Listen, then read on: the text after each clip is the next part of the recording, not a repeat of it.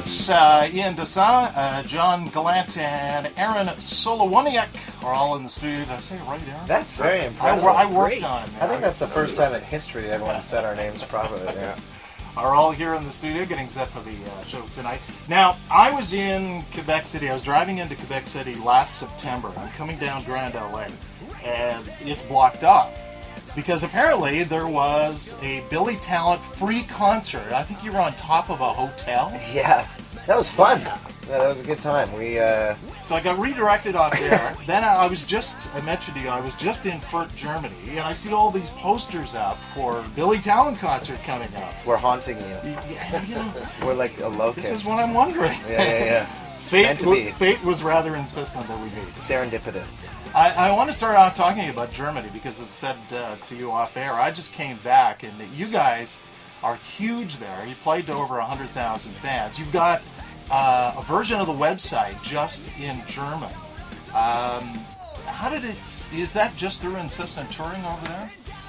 Yes, that's exactly. I mean, and a lot of luck, a lot of hard work, a lot of people believing in us as well. But when we first started out, we go as a lot of bands, especially Canadian bands, go to America. We decided to go to Europe and kind of focus on Europe and the UK and things like that. And we played a small little bar that we were just talking about off air called the Molotov in Hamburg, and it all kind of started from this one little show in front of like 100 people, and then.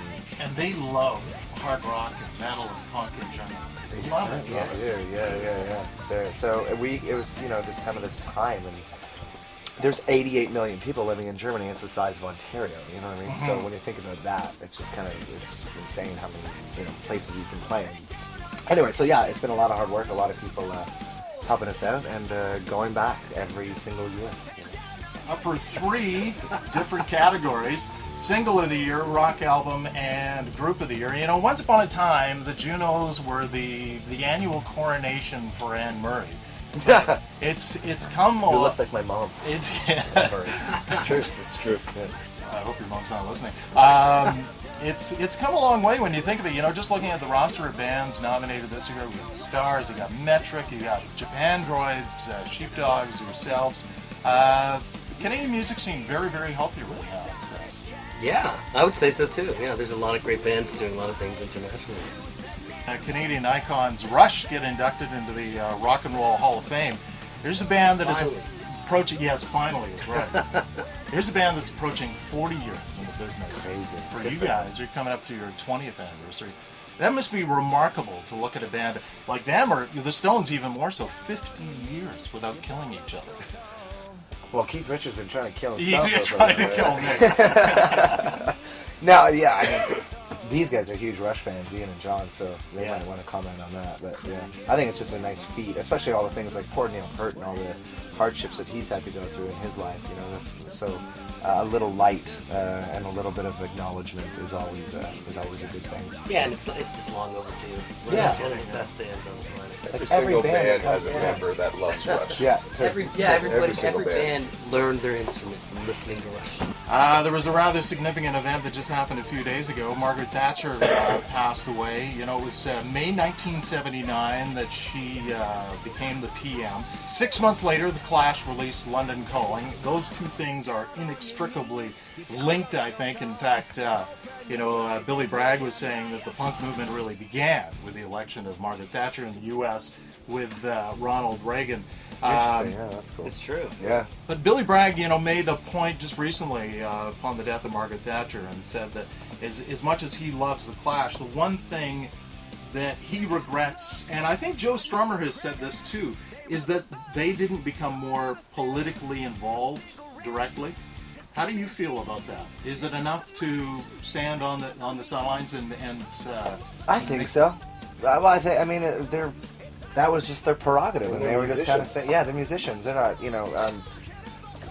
that's a really great question, but I think that even by bringing things up and having people talk about them in the pubs after listening to the song is creating the platform for people to discuss things. And one way or another, that's the most important thing, is to have your voice heard, and meet other people, like-minded individuals. So if you can create a platform that does that, then you win. You know, and if you don't want to align just because you don't like the person in power, but you might not like the person who's the direct, you know, who's going to potentially overthrow them. So you're not just going to side with somebody just because it's the lesser of two evils, you know. Yeah, and it's also like there's a certain tipping point where either if you go too far over to the political side, then then you're not really a musician and a writer anymore in a sense, because now you've become this political character. And I think that's probably what the Clash. There was that struggle between both, and Billy Bragg's actually more politically active, I think, than the Clash was. Oh yeah. Yeah, Absolutely. especially over the last 10 years, 20 years as well, right? So It's, And he's awesome. I think it's important to ride the line as much as you can. yeah, Once you go over to the other side, it's just you're not really a musician anymore. You're almost just a political activist. you're an activist. Yeah. And one of the themes, of course, of the new album is being engaged, not being nihilistic, being. Must be exhausting. No, it's a Big Lebowski quote. He's a nihilist. He looks exhausted. Dead Silence, the new album, their fourth album now.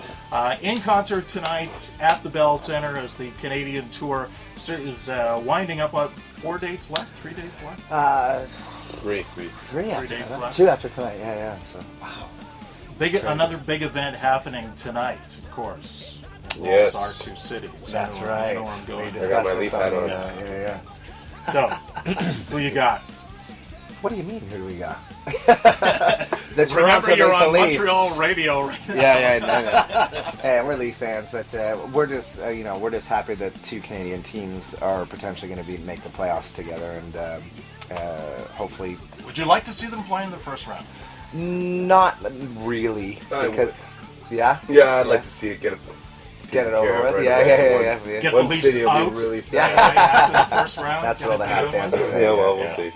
Get Thanks up for there. coming in tonight, guys. Thank you very much Thank for you. having us. Yeah, it's been a And, pleasure, honestly. We'll meet up. You know, I wish I could remember the name of this restaurant in Furt. I would recommend it to you. It was great. All right, well, we'll hunt for one. Then. All right. Yeah, thank you. The spirit of rock. 97.7.